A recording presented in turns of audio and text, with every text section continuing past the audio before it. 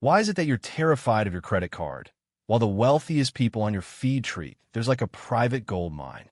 You've heard the experts tell you to keep your limit low and never overspend. But they're missing the point. The reality is, a credit card is either a tool for financial freedom or a trap that's impossible to escape. Most people use them for groceries or small shops, terrified of a four-figure bill. Meanwhile, the guy you see buying a luxury watch or a car on plastic isn't always fake rich. He just knows a secret about the system that you don't. Here is the hard truth. The people who thrive with credit cards aren't necessarily smarter or geniuses.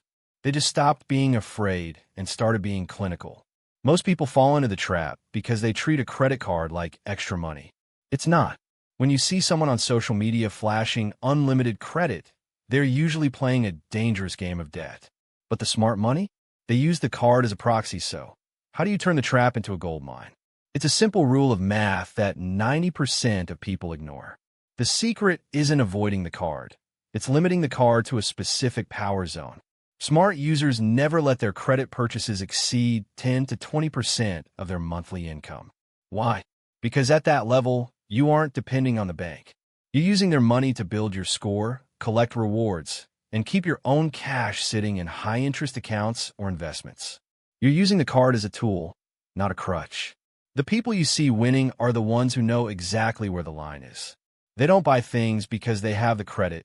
They buy things because they have the cash. And the credit card is just the middleman taking the points. Stop looking at your credit card as a way to buy a life you can't afford.